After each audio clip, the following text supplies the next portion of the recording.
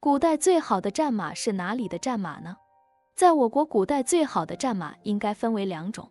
第一种是单兵作战，这要当属来自于土库曼斯坦的哈尔捷金马，也就是传说中的汗血宝马。它是东方骑兵部队的终极装备，从古至今，它的速度和耐力、优雅和精致都令人叹为观止。而第二种呢，是属于大规模的攻城拔寨马，当属蒙古马。准确来说，就是令欧亚诸国闻风丧胆的蒙古帝国轻骑兵，成就了蒙古马。从古至今，汗血宝马的名气一直非常之大。汉武帝时期连年跟匈奴作战，发现后者的骑兵非常厉害，骚扰和突袭，给汉军带来了十分大的困扰。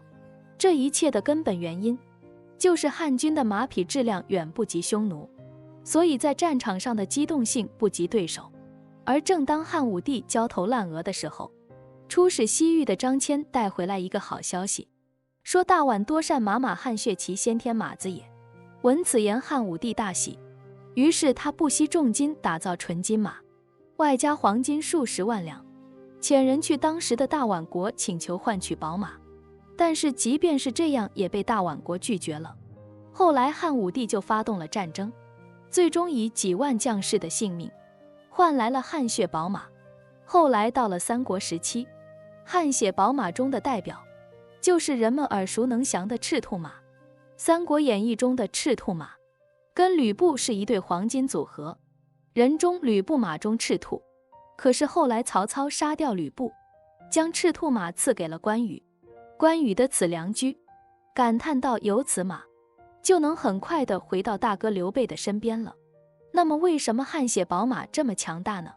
首先，汗血宝马四肢修长，体态匀称，神态威严，集优雅与干练于一身，是真正的马中贵族，并且因为在极其炎热干燥的环境当中，也能不吃不喝坚持奔跑很久，说明它的耐力和爆发力都十分惊人。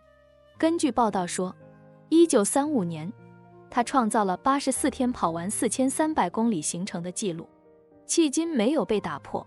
目前世界上仅存的几千匹汗血宝马，几乎都在土库曼斯坦作为国宝，精心照料，并严禁出口。接下来咱们说一说蒙古马。蒙古马好养活，生存能力极强，成本低，实用性最高。蒙古草原每到冬季，天寒地冻，水皆草枯，无论是水源和草料都很稀缺。在这种环境下成长起来的蒙古马，对草料的需求很低，而且它们寻找草料和水源的能力是很强的。在冰雪覆盖的时候，蒙古马可以自己弄开表面冰雪，寻找草根来吃。由于它们吃的是北方大草原的短草，因此基本不需要再为它们准备草料了。这就意味着军队的补给需求大为降低，也意味着一个战士可以携带更多的马匹。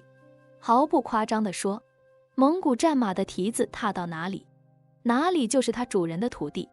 它耐力强，速度快，惊人的战略机动性，以及适合自己的作战方式，使原本看起来其貌不扬的蒙古马创造了古代战争史的奇迹。